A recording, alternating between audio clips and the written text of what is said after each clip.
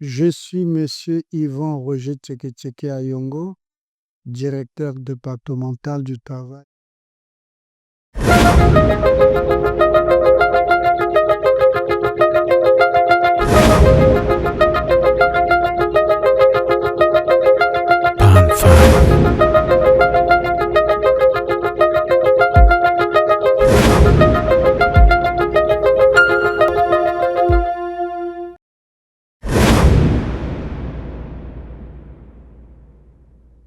Nous avons organisé cette descente faisant suite au constat et aux difficultés rencontrées par les inspecteurs du travail sur le terrain. Nous avons jugé utile de descendre dans les arrondissements, communiquer avec les employeurs du secteur privé de l'enseignement dans les différents arrondissements de la ville de Brazzaville.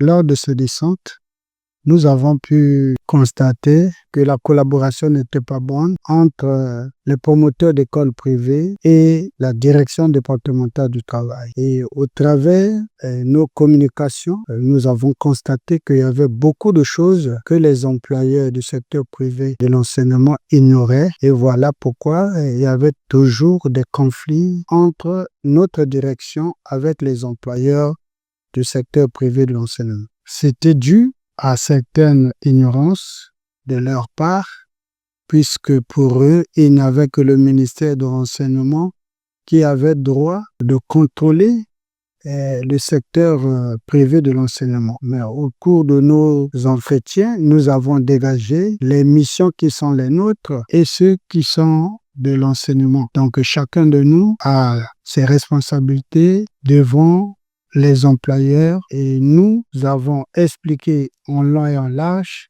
quelle était notre mission dans les écoles privées. Nous ne venons pas pour les élèves, mais nous venons pour le personnel. Or, le ministère de l'Enseignement regarde les programmes, les enseignements qui sont donnés dans ces écoles privées. Voilà pourquoi, au terme de notre descente, nous nous sommes quand même accordés sur la nécessité de l'élaboration d'une convention collective.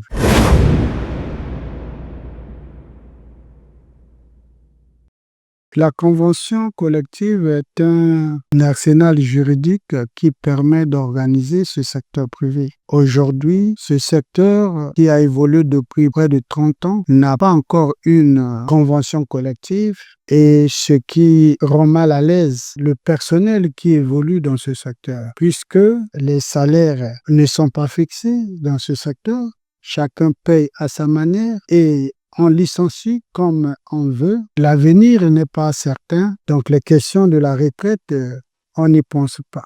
La convention va essayer de réglementer tout cela et ça va créer un climat de confiance entre les employeurs et les employés. C'est à eux, le patronat, de rédiger et de nous amener.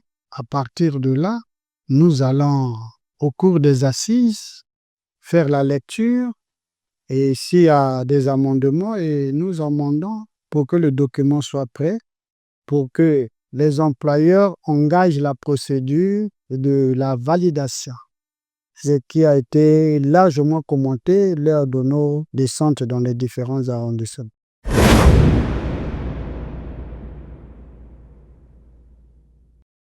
On a constaté beaucoup de non-conformités, mais dans les inspecteurs du travail ont mis en demeure ces établissements. Et les mises en demeure, c'est pour attirer l'attention de ces employeurs sur les non-conformités constatées afin de les permettre de remédier à ces non-conformités. Et il était question qu'on fasse le contrôle de ces mises en demeure. Mais avec les employeurs du secteur privé de l'enseignement, nous nous sommes accordés qu'on leur accorde un peu de temps pour qu'ils viennent se conformer conformément à la réglementation du travail, d'où le contrôle des mises en demeure n'a pas eu lieu. Nous attendons l'année 2025-2026 pour qu'un deuxième contrôle soit effectué. À partir de là, nous pourrons aller jusqu'au contrôle de mise en demeure pour sanctionner ceux qui ne seront pas en conformité.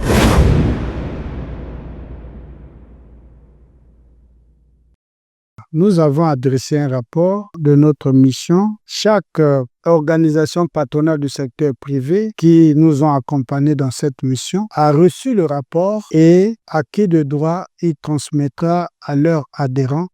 Et dans ce document, nous avons défini toutes les procédures, comment ils pourront se conformer. Mais la plus grande exigence l'année prochaine, c'est le respect du SMIC congolais qui est passé de 50 400 à 70 400. La grande bataille avec le secteur privé de l'enseignement serait le respect du SMIC congolais qui est rentré en vigueur depuis janvier 2025. Nous sommes là pour regarder comment la loi doit être appliquée.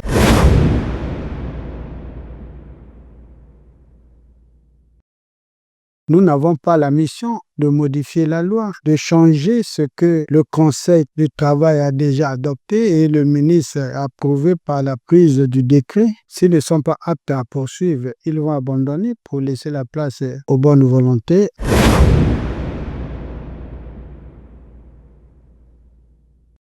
Sur ce point, il n'y aura pas à négocier parce que c'est une décision du gouvernement. Le ministre a déjà pris un décret à ce sujet. Et donc nous avons la mission de contrôler est-ce que ce décret est appliqué ou non. S'il n'est pas appliqué, il y a des procédures que nous allons les amener vers les autorités habilitées à la décision du gouvernement.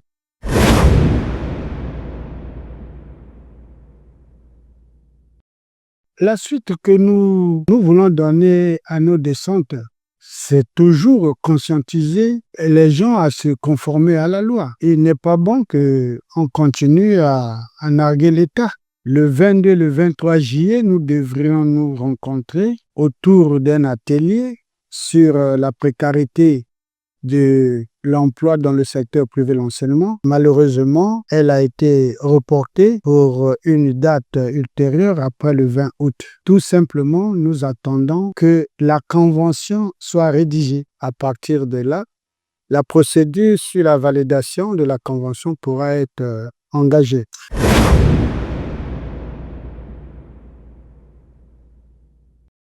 Oui, nous sommes satisfaits de leur soutien et nous croyons que notre collaboration avec les organisations patronales qui nous ont accompagnés dans nos différentes descentes fera notre force pour la modernisation de ce secteur privé de l'enseignement.